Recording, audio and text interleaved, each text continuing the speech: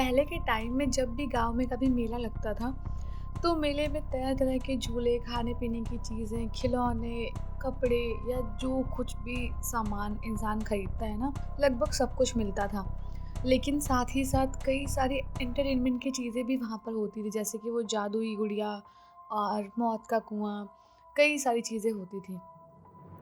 तो आज की कहानी एक मौत के कुएँ के बारे में ही है। और ये बात बहुत सालों पुरानी है और एक बार की बात है कि एक गांव में बहुत बड़ा मेला लगा और मेले में वैसे ही हमेशा जैसे झूले वगैरह लगते हैं और खाने पीने की चीज़ें और लोग आते हैं सामान खरीदते हैं, वैसे ही नॉर्मल मेला था। और कई सारे लोग वहाँ पर आते मेला देखते और बहुत मज़े करते फिर घर जाते। और ऐसे ही एक परिवार था जहाँ पर एक छोटी सी बच्ची थी, उसका नाम रिंकी था। वो भी सब मेला देखने गए थे। और आज के मेले में ख़ास बात ये थी कि आज वो मौत के कुएँ वाला खेल चालू होने वाला था। और मौत का कुआँ अभी नहीं, पहले हुआ करता था और अभी तो शायद कहीं-कहीं होता होगा, ऑलमोस्ट जगह पे अब नहीं होता। तो वहाँ पे मौत के कुएँ में कई सारी गाड़ियाँ, मतलब बाइक या फिर जो कार्स होती हैं ना, वो एक बहुत ही ज़्यादा स्पीड से चक्कर लगाया करती थी। और वो बाइक्स जो है नीचे से चक्कर लगाते-लगाते वो मौत का कुआँ, मतलब घेरा जैसा बनाते थे वो लोग लकड़ी का, उसी लकड़ी के ऊपर चढ़ते-चढ़ते चक्कर काटती जाती थी और बहुत स्पीड में बाइक्स चलती थी। तो वो देखने में बड़ा इंटरेस्टिंग लगता था। तो आज रिंकी की फैमिली भी जब वो मेला देखने गई और उसको भी मौत का कुआँ देखना था और रिंकी भी इस चीज़ को देख के बहुत खुश थी कि आज कुछ ऐसे इंटरेस्टिंग देखने को मिलेगा। तो जब ये लोग वहाँ पर गए और इन्होंने देखा कि ऑलरेडी वहाँ पे बहुत सारी भीड़ है और बहुत सारे लोग पहले से ही लाइन में खड़े हुए हैं अगला राउंड जब होगा उसको देखने के लिए। तो रिंकी के पापा ने बोला कि बेटा एक काम करते हैं, हम टिकट ले लेते हैं, हम कल आएंगे। तो रिंकी बहुत एक्साइटेड थी और बोलने लगी कि नहीं पापा, आज ही देखते हैं मेला, कल क्यों देखेंगे, हम आज देखेंगे। तो उसके पापा ने समझाया कि नहीं बेटा, आज बहुत भीड़ है, हमें घर पे भी थोड़ा काम करना है, हम कल आएंगे और कल हम सब साथ में ये प्रोग्राम देखेंगे। तो रिंकी भी अब बच्ची थी, उसने कहा हाँ ठीक है, चलो कोई नहीं, कल आ जाएंगे। तो रिंकी बहुत एक्साइटेड थी कि कल भी मेला जाएंगे और हम कल वहाँ पे जाके जो ये बाइक की रेस है वो देखेंगे, मौत के कुएं वाली। तो ऐसे ही अपना इनका परिवार वापस गया और सब लोग अपना खाना पीना खा के सोने लग गए। अब ये बात होगी लगभग 12:30 बजे के आसपास। रिंकी को ऐसा लगा जैसे कि उसको बहुत तेज़ बाइक चलते हुए सुनाई पड़ रही है। जैसे कोई बाइक बहुत स्पीड में निकलती है तो उसका शोर होता है ना बहुत तेज़ सा, वैसे। तो बार-बार उसको लग रहा है कोई बहुत एस्केलेटर दबा रहा है, बार-बार ऐसी आवाज़ आ रही है और बहुत भयंकर आवाज़ आ रही है बाइक बहुत स्पीड में चलने की। और जैसे वो बाइक चली थोड़ी देर तक और वो आवाज़ बढ़ती जा रही है, बढ़ती जा रही है। तो रिंकी फटाफट उठ के अपने पापा-मम्मी के पास गई और उनको बोलने लग गई कि आप लोगों को आवाज़ सुनाई पड़ रही है? कितनी तेज़ बाइक चल रही है? क्या अभी तक शो चल रहा होगा? तो उसकी फैमिली वालों ने बोला कि नहीं बेटा, आवाज़ तो मुझे कोई भी नहीं आ रही। तुम्हें शायद सोच रही होगी इसलिए तुम्हें ऐसा लग रहा है। कोई बाइक वाइक नहीं चली, जाके सो जाओ। तो रिंकी ने बोला चलो ठीक है। अब वो वापस अपने रूम में गई और अभी नींद तो आई नहीं, वैसे से हल्का लेटी। उसको वापस से वैसे ही आवाज़ आई और इस बार तो लगा था बाइक एकदम उसके बिस्तर पे से चढ़ के निकल जाएगी, मतलब इतनी पास में से आवाज़ आई थी बाइक की। तो अब वो भागी फटाफट अपने पापा-मम्मी के रूम में फिर से, ये बताने के लिए कि आवाज़ इतनी तेज़ आ रही है। लेकिन उसी बीच में उसको ऐसे बहुत तेज़ कोई बाइक या कार क्रैश होने की आवाज़ आई, बहुत तेज़ लड़ने की। और उसी के साथ में एक बच्ची और एक औरत के चीखने की आवाज़ आने लगी, जैसे कोई बहुत ज़्यादा दर्द में एकदम चिल्लाने नहीं लग जाता, दुखी होके, दुखी मन से, वैसे ही आवाज़ आई बहुत तेज़। और रिंकी पहुँच के फटाफट अपने घरवालों को बताने लग गई कि पापा, लगता है कुछ वहाँ पे एक्सीडेंट जैसा हुआ है, देखो ना सबके चिल्लाने की आवाज़ आ रही है। तो ये वाली आवाज़ उसके पापा-मम्मी को सुनाई पड़ रही थी। तो अब इतनी रात भी हो गई थी और गाँव का माहौल होता है, वहाँ पे लोग कम ही निकलते हैं घर से बाहर, स्पेशली जब बीच रात की बात हो तो। तो उसके पापा-मम्मी ने बोला कि चलो ठीक है, आवाज़ तो आ रही है, लेकिन सेल्फिश हो गए वहाँ पे और वो बोलने लग गए कि नहीं-नहीं, कोई बात नहीं, कुछ नहीं हुआ, सो जाओ, सो जाओ। अब वो भी सोचने लग गए कि कौन होगा, लेकिन उनकी हिम्मत नहीं हुई कि वो बाहर निकल के देख लें कि कौन है, क्या हुआ, किसी को चोट तो नहीं आई, कुछ नहीं। वापस से सब अपना सोने-वोने लग गए। अब नेक्स्ट डे की शाम हुई और ये लोग मेला देखने के लिए गए और अब आज तो मौत के कुएँ का खेल देखना ही था। तो फटाफट ये लोग जाके लाइन में लग गए कि अब हमारी बारी है, आज हम देखेंगे। तो वैसे ही कुएँ में बाइक चलना स्टार्ट हुई और बाइक्स आई बहुत स्पीड में, 3-4 बाइक्स बहुत स्पीड में ऐसे-ऐसे चलने लगी। अब जब बाइक अपनी फुल स्पीड में चल रही थी सारी, एकदम से इन लोगों को दिखाई दिया कि एक बच्ची है, जो 3-4 साल की होगी, वो बीच कुएँ में बैठी हुई है। और वो बच्ची वैसे चलती गाड़ियाँ इतनी स्पीड में देख के बहुत तेज़ डर के चिल्लाने लग गई। और जैसे ही वो चिल्ला रही थी ना, वैसे ही लोगों ने देखा कि उस बच्ची की माँ वहीं पर आके उस बच्ची को ऐसे अपने पल्लू में छुपा के ना चुप कराने लगी। और अब जब वो बच्ची चुप नहीं हुई तो उसकी माँ भी बहुत तेज़-तेज़ रोने लग गई। और जब वो दोनों रो रहे थे ना, उन लोगों ने सडनली अपना फेस ऊपर की तरफ उठाया और लोग तो ऊपर खड़े होकर ही देख रहे थे ना ये। लोगों ने देखा कि उन माँ और बेटी दोनों की आँखों से जो आँसू निकल रहे हैं ना, वो ऐसे रेड कलर के आँसू निकल रहे हैं, जैसे कोई खून के आँसू रो रहा हो। और वो जैसे ही रोते हुए उन्होंने ऊपर देखते हुए चिल्लाया ना, लोग बहुत तेज़ डर गए।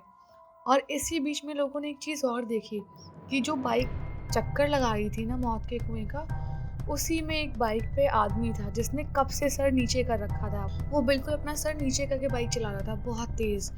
और जैसे ही उसने ऊपर देखा ना, उसकी पूरी गर्दन एक साइड को लटक गई और ऐसा लगा जैसे उसकी गर्दन से बहुत खून सा आ रहा है। और लोग ये देखते ही चिल्लाने लग गए और एकदम अफरा-तफरी मच गई बहुत भयंकर वहाँ पे। और लोग भूत, भूत, भूत बोल के वहाँ से भागने लग गए और एक-दूसरे के ऊपर धक्का देते हुए भागने लग गए। बड़ा बुरा हाल हो गया, भगदड़ मच गई एकदम। और जैसे ही जो ये शो ऑर्गेनाइज़ करता था, उसे ये सब बात पता चली कि वो भगदड़ मची हुई है और लोग भाग गए बीच में शो छोड़ के। तो वो जाके लोगों को इकट्ठा करके उनसे पूछने लगा कि बात क्या है और तुम लोग ऐसे भगदड़ क्यों मचा रहे हो? तो लोग बोलने लग गए कि अरे वहाँ पे भूत था, हमने अपनी आँखों से देखा। वो भूत बाइक चला रहा था और पीछे एक लड़की और एक औरत थी ये वो। तो वो आदमी बड़ा गुस्से में चिल्लाने लग गया कि क्या बदतमीज़ी है, तुमने पूरा शो ख़राब कर दिया। और 1-2 लोग अफ़वाह फैलाते हैं, सब लोग मान जाते हैं, हमारा इतना लॉस हो गया।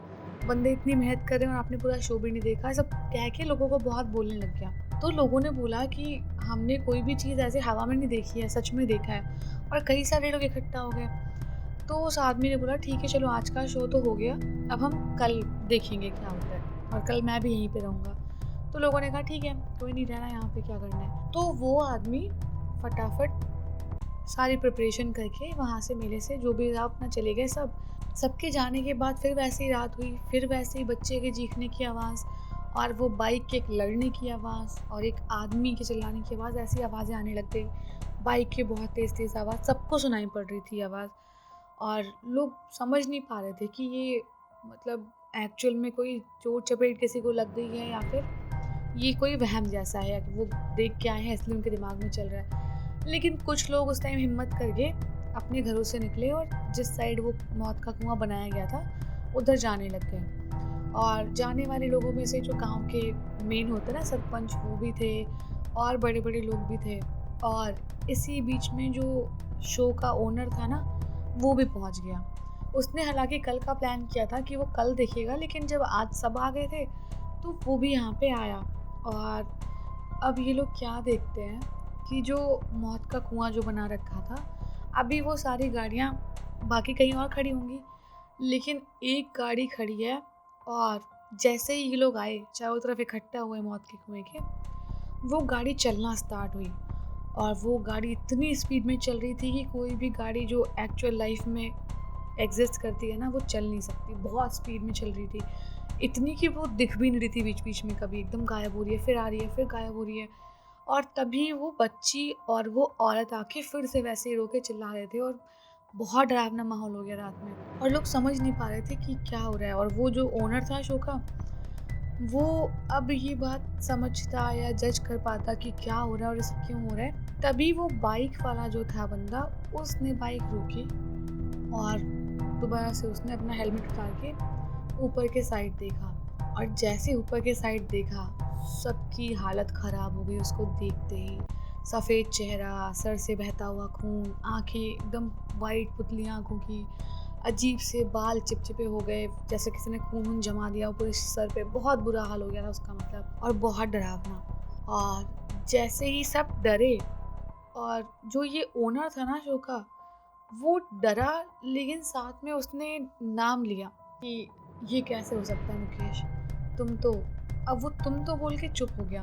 तभी वहीं पे जो सरपंच खड़े थे उन्होंने पूछा कि मुकेश, तुम क्या जानते हो इसको, कौन है ये मुकेश, कौन है, और तुम किसके बारे में बात कर रहे हो? तो जो ओनर था शो का बोला, कुछ नहीं, कोई बात नहीं, मैं तो बस, मुझे लगा कि शायद वही है, लेकिन ये तो कोई और है। तभी जो वो बाइक चलाने वाला भूत था, वो बोला कि ये आदमी, जो मतलब शो का ओनर है, वो एक नंबर का फ्रॉड और बिल्कुल ही घटिया गिरा हुआ आदमी है। तब मुकेश ने बताना शुरू किया, एक टाइम जब मुकेश शो कर रहा था, उस टाइम ऐसे ही बाइक चलाते चलाते बहुत स्पीड में उसकी बाइक एक्सीडेंट से ऐसे ही लड़ गई, और वहीं पे मुकेश के सर पे बहुत ज़्यादा चोट आई, और इतनी चोट आई कि वो सर पे से ऐसे खून बहते बहते वो बेहोश हो गया।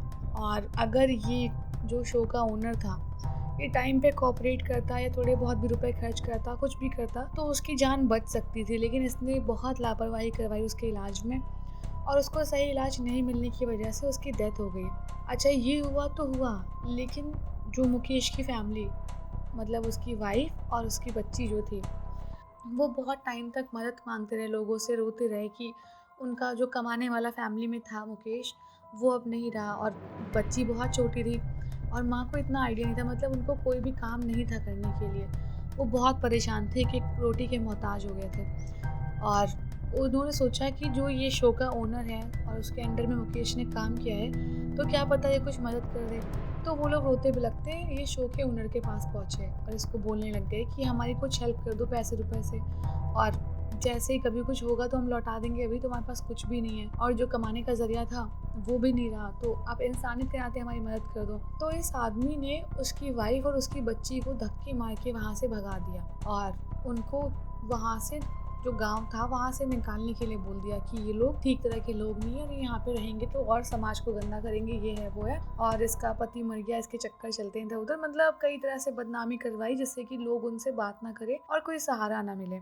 पहले के टाइम पे लोग इंसान पे नहीं, उसके खिलाफ जो बातें फैलती थी ना, उसके हिसाब से उसको जज करते थे, भले सच्चाई कितनी भी उलट हो। आज भी बहुत होता है ऐसा, लेकिन पहले फिर भी चीज़ें ज़्यादा थी, और तभी लोग इतनी बदनामी से डरा करते थे, और अपने ही बच्चों पे लोग विश्वास नहीं करते। तो कुछ ऐसी चीज़ यहाँ पे भी थी, लोगों ने ही अपने आस पड़ोसी का विश्वास नहीं किया, और उस औरत को, उसकी बच्ची को भगा दिया गाँव से, और वो बेचारे टहलते भूखे प्यासे इधर उधर, दोनों ने ही अपनी जान गंवा दी एकदम, और जिसकी वजह से मुकेश की पूरी फैमिली ख़त्म हो गई थी, और मुकेश इस चीज़ का बदला चाहता था उसके ओनर से, और वैसा हुआ भी। मुकेश ने जैसे ये सारी स्टोरी बताई, और वो ओनर माफ़ी मांगने लग गया कि नहीं, मुझसे गलती हो गई, मैंने बहुत बड़ी गलती की है, और मुझे ऐसा नहीं करना चाहिए था, और मैं चीज़ों को ठीक नहीं कर सकता, लेकिन आगे तुम बताओ मैं क्या कर दूँ, और ये सब कुछ। लेकिन मुकेश की आत्मा के अंदर इतना ज़्यादा गुस्सा था ना कि वो उसकी बातें और ज़्यादा सुनना ही नहीं चाहता था, और उसने वही किया जैसे उसको